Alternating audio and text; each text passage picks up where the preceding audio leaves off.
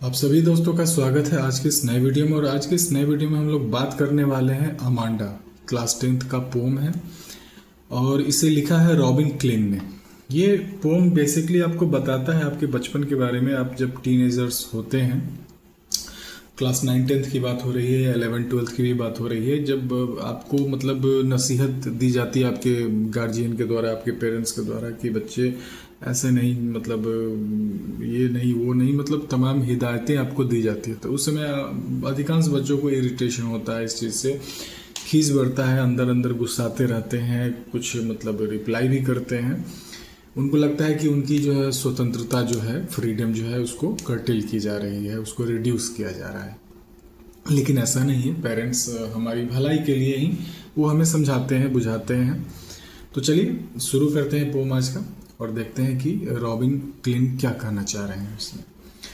अब अमांडा जो है एक लड़की है और प्रोबेबली उसकी माँ ही उसको समझा रही है, क्योंकि घर में माँ जो होती है वो आपको ज़्यादा जो है सो इस सब चीज़ों का ध्यान करवाती है। Don't bite your nails Amanda, don't hunch your shoulders Amanda, stop that slouching and sit up straight Amanda. यहाँ पर कुछ वर्ड्स मीनिंग,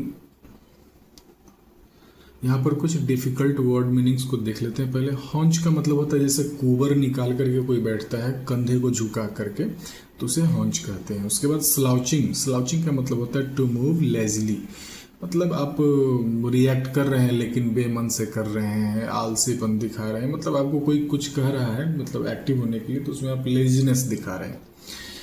तो यहाँ पर अमांडा की जो माँ है वो अमांडा को हिदायत दे रही है, समझा रही है कि आप अपने दांतों से अपने जो है सो नेल्स को नहीं काटे। अधिकतर बच्चों की आदत होती है, मेरी भी आदत थी बचपन में कि मैं दांतों से नेल को काटा करता था, लेकिन ये अनहाइजीन होता है। बहुत सारे बैक्टीरियाज वगैरह वगैरह होते हैं जो हमारे शरीर में चले जाते हैं।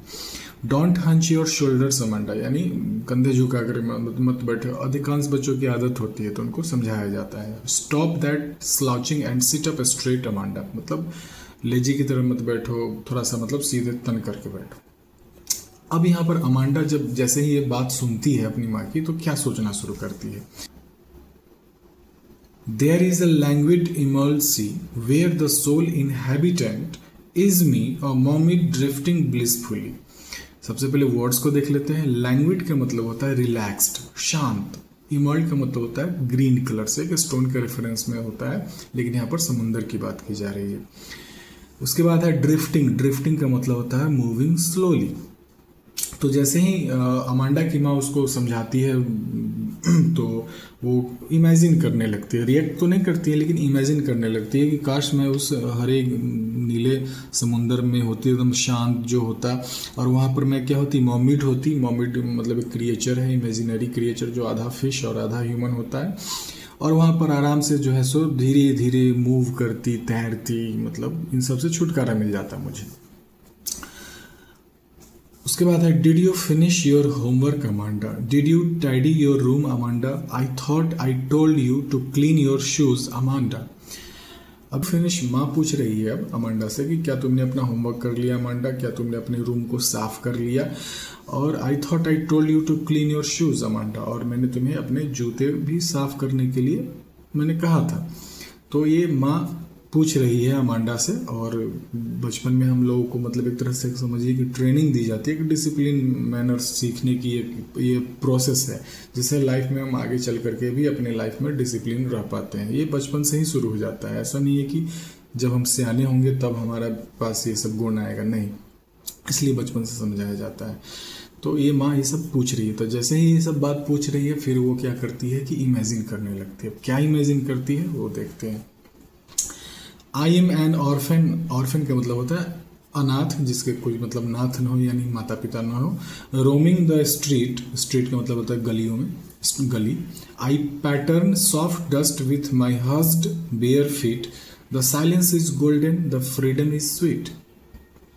अब यहाँ पर अमांडा फिर इमेजिन करते हुए अब ये सोच रही है कि काश मैं अनाथ होती, मेरे न माँ होते न पापा होते, मैं इधर उधर गलियों में घूमती भटकती, और अपने हर्ष का मतलब होता है क्वाइट, मतलब काफ़ी शांत, और नंगे पाँव घूमती। बेयर फीट का मतलब होता है नंगे पाँव, नंगे पाँव घूमती और अपनी पैरों की उंगलियों से क्या करती, मतलब पैटर्न बनाती। बच्चे बचपन में खेलते हैं जब, अब तो खैर शहर में बच्चों को मतलब मिट्टी पर खेलने का मौका ही नहीं मिलता है, लेकिन गांव में ये मिल जाता है। तो बच्चे क्या करते हैं, उस पर पैटर्न कुछ कुछ अपना बनाते रहते हैं। इनका मानना है कि this silence is golden, the freedom is sweet, यानी जो शांति है मतलब वो गोल्डन है और जो आज़ादी है वो काफ़ी मीठी है। उसके बाद फिर माँ कुछ समझा रही है, don't eat that chocolate Amanda, remember your acne Amanda, will you please look at me when I am speaking to you Amanda. अब यहाँ पर माँ समझा रही है कि अमांडा तुम चॉकलेट ज़्यादा मत खाओ, तुमको पता है कि तुम्हें एक्नी होता ही हो। एक्नी का मतलब होता है कि मतलब चेहरे पर जो मुहासे आ जाते हैं उसको एक्नी बोला जाता है, कि अमांडा को एक्नी है। तो इसलिए वो समझा रही है कि चॉकलेट ज़्यादा नहीं खाना है। Will you please look at me when I am speaking to you Amanda. और फिर बोल रही है थोड़ी सी गुस्से में कि जब मैं तुमसे बात कर रही हूँ तो तुम मुझ पे देखो अमांडा। अमांडा की माँ ये बात से समझाती है तो फिर वो इमेजिन करने लगती। क्या इमेजिन करती है, I am Rapunzel, I have not a care, life in a tower is tranquil and rare, I shall certainly never let down my bright hair. तब यहाँ पर एक मतलब एक रेपुंजल जो है एक कैरेक्टर है जिसको मतलब इमेजिनरी कैरेक्टर है, तो ये अपने आप को रेपुंजल इमेजिन कर रही है कि काश मैं रेपुंजल होती। आई हैव नॉट अ केयर, और मुझे किसी की परवाह नहीं होती। Life in a tower, tower मतलब एक रेपुंजल जो एक कार्टून भी बना हुआ है शायद, तो उसमें क्या होता है कि रेपुंजल जो है सो एक टावर में रहती है।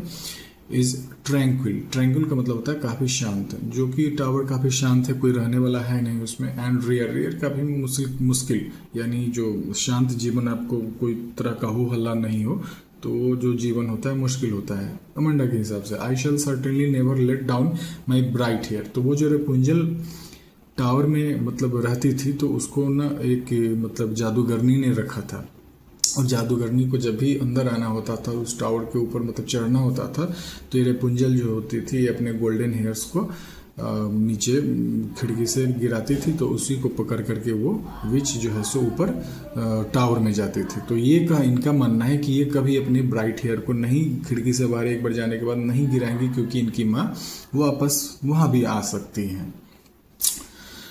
उसके बाद फिर माँ को समझा रही है, stop that sulking at once Amanda, you are always so moody Amanda, anyone would think that I nagged at you Amanda. Sulking का मतलब होता है अपसेट, नैग्ड का मतलब होता है स्कॉल्डेड, मतलब डांटना। तो कुछ भी माँ बोलती है तो वो क्या हो जाती है, अपसेट हो जाती है। ये नहीं समझती है कि चलो माँ अच्छे के लिए समझा रही है, अब इस पर अमल किया जाए। You are always so moody, moody करने का मतलब है तुरंत आप जो है सो किसी बात से जो है सो आपका दिमाग खराब हो जाता है। Anyone would think that I nagged at you, और कोई भी माँ करेगी अगर कोई भी मेरी बातों को सुनेगा तो यही सोचेगा कि मैं तुम्हें हमेशा डांटती रहती हूँ, फटकारती रहती हूँ अमांडा। उम्मीद करते हैं कि आज का वीडियो आपको पसंद आया होगा, आपके लिए हेल्पफुल भी रहा होगा, और इसके लिटरल डिवाइसेस को हम लोग अगले वीडियो में करेंगे। और एक जाते जाते ज़रूरी बात कि आपको अगर वीडियो पसंद आता हो तो ज़रूर लाइक करें, शेयर भी करें, और चैनल पर नए हैं तो एक सब्सक्राइब का बटन ज़रूर दबा दें। आपके लिए वो बटन दबाना बहुत बड़ी बात नहीं है, लेकिन मेरे लिए बहुत बड़ी बात है। तो मिलते हैं आप सभी से अगले वीडियो में।